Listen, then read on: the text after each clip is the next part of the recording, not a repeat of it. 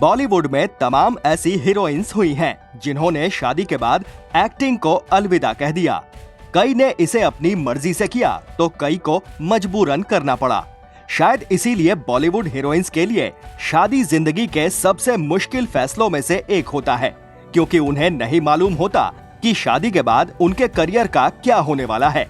कईयों को तो एक्टिंग को तब अलविदा कहना पड़ा जब वो अपने करियर के पीक पर थीं। आज के इस वीडियो में हम ऐसी ही कुछ एक्ट्रेस के बारे में बात करेंगे। वीडियो बहुत इंटरेस्टिंग होने वाली है, इसलिए बने रहिए हमारे साथ वीडियो के आखिर तक। नंबर 1, भाग्यश्री। भाग्यश्री ने अपनी पहली ही फिल्म मैंने प्यार किया से युवाओं का दिल चुरा लिया था। उस दौर का हर लड़का अपने लिए भाग्यश्री जैसी लड़की ही चाहता था। भाग्यश्री उन चुनिंदा एक्ट्रेस में से एक हैं जिन्होंने बॉलीवुड में डेब्यू करने से पहले ही शादी कर ली थी। मैंने प्यार किया रिलीज हुई थी 29 दिसंबर 1989 को, जबकि भाग्यश्री की शादी हुई थी उसी साल 19 जनवरी को।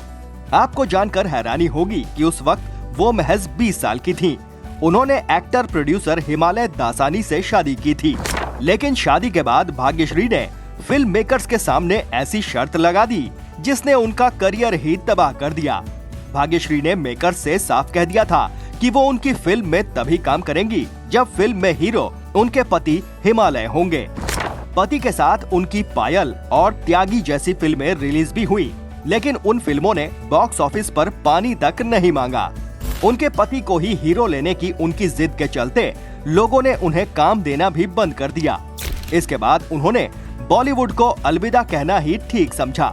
हालांकि एक इंटरव्यू में भाग्यश्री ने बॉलीवुड छोड़ने की वजह बताते हुए कहा था कि बच्चे हो जाने के बाद उनके लिए एक साथ फिल्में करना और बच्चे संभालना संभव नहीं था, इसलिए उन्होंने फैमिली को करियर पर तरजीह देना ठीक समझा।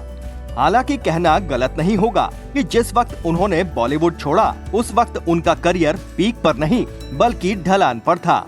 आज पिताजी ने हिचकी का बहाना बनाकर न ही सिर्फ मुझे ताले से छुड़वाया, बल्कि ये भी कहा कि वो माँ को मनाकर जल्द से जल्द हम दोनों की शादी करा देंगे। नंबर 2, मीनाक्षी शेषाद्री।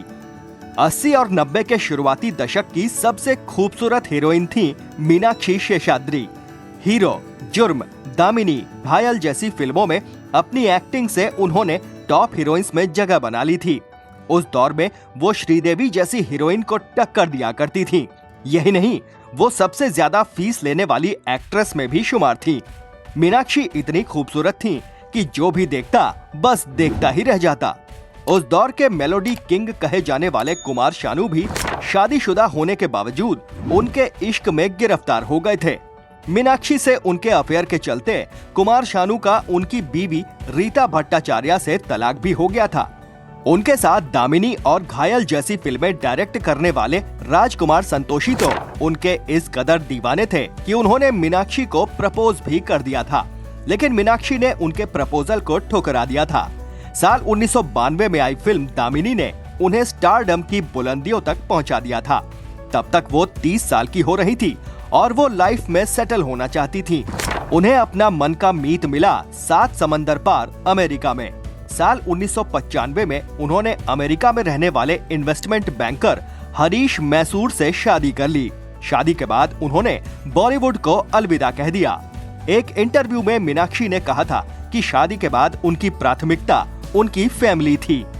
वैसे भी वो अमेरिका में सेटल थी, जिसके चलते उनके लिए बॉलीवुड में काम करना पॉसिबल नहीं था। नहीं, मैं कुछ नहीं सुनना चाहती। झूठ बोला आपने मुझसे। नंबर 3, ट्विंकल खन्ना।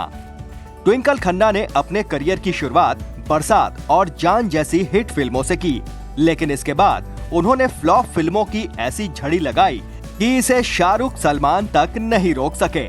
ट्विंकल खन्ना ने साल 2001 में बॉलीवुड को अलविदा कह दिया, लेकिन ट्विंकल ने बाकी हीरोइंस की तरह एक्टिंग फैमिली को टाइम देने के लिए नहीं छोड़ी।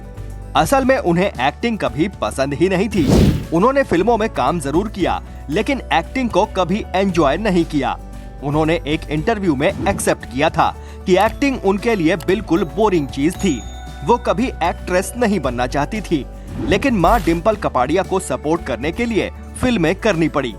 फिल्मों के सेट पर घंटों इंतजार करना उन्हें कतई पसंद नहीं था। ट्विंकल खन्ना शायद फिल्म इंडस्ट्री की पहली एक्ट्रेस होंगी जिन्होंने ये बात खुलेआम एक्सेप्ट की कि उन्हें एक्टिंग कतई पसंद नहीं है। यही वजह थी कि शादी के तुरंत बाद उन्होंने फिल्में छोड़ दी।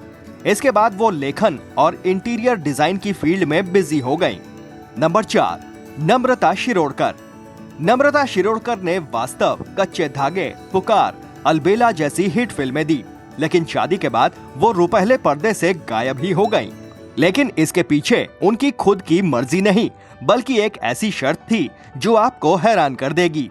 असल में उनका और महेश बाबू का अफेयर चल रहा था।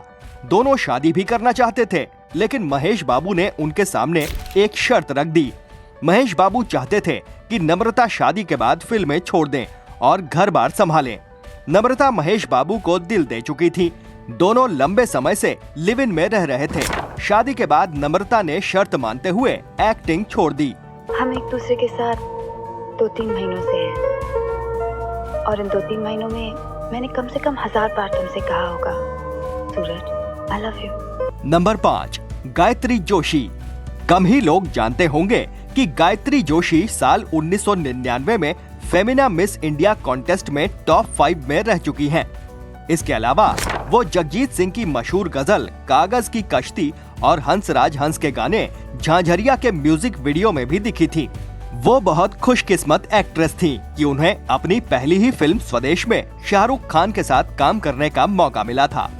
फिल्म तो सफल नहीं रही, लेकिन गायत्री के काम को लोगों ने सराहा। गायत्री चाहती थी कि वो और फिल्में करें, लेकिन किस्मत को कुछ और ही मंजूर था, जिसके चलते उन्हें बॉलीवुड छोड़ना पड़ा। असल में स्वदेश रिलीज होने के कुछ समय बाद ही उनकी मुलाकात बेहद अमीर इंडस्ट्रियलिस्ट विकास ओबेरॉय से हुई। मुलाकात के कुछ ही समय बाद दोनों ने शादी भी कर ली और इसी के साथ गायत्री ने बॉलीवुड को अलविदा कह दिया। स्वदेश उनके करियर की इकलौती फिल्म साबित हुई। हालांकि गायत्री के मन में ये ख्याल तो आया कि वो शादी के बाद भी फिल्में कर सकती हैं, लेकिन वो ऐसा कर नहीं सकी क्योंकि उनकी फैमिली चाहती थी कि वो फैमिली को ही समय दें। मैं तुमसे प्यार करती हूँ और मैं चाहती हूँ तुम जहाँ रहो खुश रहो। नंबर 6, आसिन। महज 15 साल की उम्र में मलयालम फिल्म से अपना करियर शुरू करने वाली आसिन तमिल और तेलुगु फिल्मों से होते हुए हिंदी फिल्मों तक पहुंची।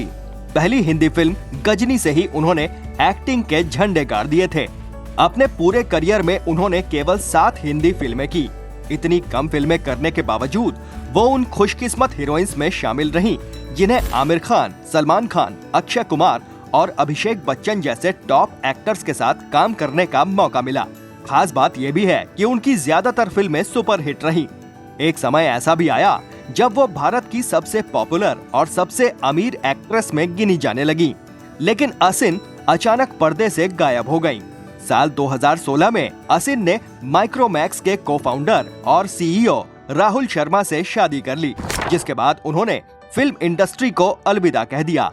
साल 2015 में आई फिल्म ऑल इज वेल उनकी आखिरी फिल्म थी। इसके बाद उन्होंने खुद को फिल्म इंडस्ट्री से पूरी तरह अलग कर लिया। हालांकि उस वक्त वो अपने करियर के पीक पर थी। एक इंटरव्यू में उन्होंने कहा था कि शादी के बाद वो अपनी फैमिली पर फोकस करना चाहती हैं। अगर मुझे कुछ हुआ होता तो मेरी देखभाल के लिए मेरे पिताजी हैं, मेरे भाई हैं, बैंगलोर में मेरे चाचा जी। आपको इनमें से कौन सी एक्ट्रेस और उनकी कौन सी फिल्म सबसे ज्यादा पसंद है, कमेंट बॉक्स में लिखकर जरूर बताएं। वीडियो अच्छा लगा हो तो प्लीज इसे लाइक करें और लाइक के बाद दिखने वाले हाइप बटन को जरूर क्लिक करें।